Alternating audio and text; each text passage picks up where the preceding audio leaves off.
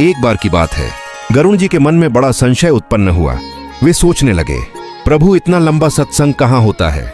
उनके चेहरे पर उलझन के भाव देखकर भगवान शंकर मुस्कुराए। शिव जी बोले, एक स्थान है जहां दिन रात केवल भगवान की कथा होती है। ऐसे स्थान पर आपको भेज रहा हूं गरुण जी, जहां तजी हरि भजन काज नहीं पूछा, जहां भगवान के भजन को छोड़कर दूसरा कोई काम नहीं है। कहां नीलगिरी पर्वत जाइए, वहां काकभुशुंडी जी महाराज मिलेंगे। उनका एक ही काम है, 27 कल्प से वहां भगवान की कथा गा रहे हैं। आप जाइए, वहां उनसे कथा सुनिए, आपका संशय, आपका भ्रम समाप्त हो जाएगा। इतना कहकर शिवजी मौन हो गए। गरुण जी ने विनम्र भाव से प्रणाम किया और जाने की तैयारी करने लगे। उसी समय पार्वती मैया, जो समीप बैठी थीं, शिवजी की ओर देखकर बोली, प्रभु आप चाहते तो उसी क्षण गरुण जी का संशय समाप्त कर सकते थे, आपने क्यों नहीं किया।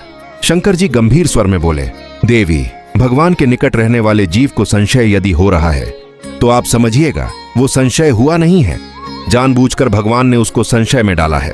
क्यों? फिर उन्होंने वही प्रसिद्ध वचन कहा, होई ही कीन कबहू अभिमाना, सोई खोवे चाह त्रिपाणी धाना।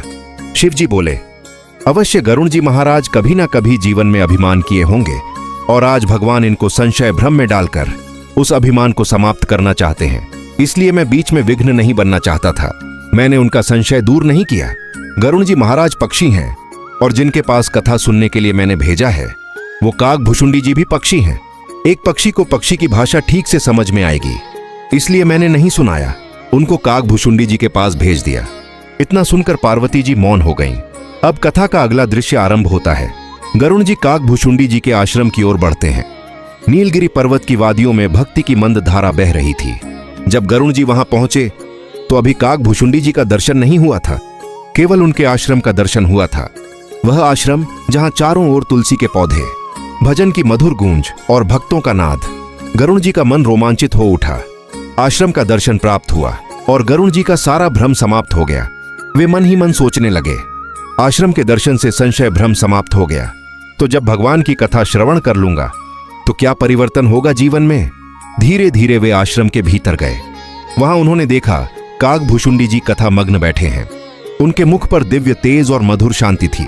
गरुण जी के प्रवेश करते ही काकभुशुंडी जी ने उन्हें देखा और उठकर स्वागत किया। फिर एक अद्भुत दृश्य घटा। काकभुशुंडी जी ने आगे कहा, करी पूजा समेत अनुरागा, मधुर बचन तब बोले कागा। वहां की वायु में ऐसी शांति थी कि गरुण जी का सारा अभिमान, संशय और भ्रम एक क्षण में विलीन हो गया। और यहीं से कथा का संदेश प्रस्फुटित होता है। जब मन में अभिमान रहता है तो भगवान स्वयं हमें संशय में डालते हैं, ताकि हम नम्र बने, समझें और भीतर से बदलें।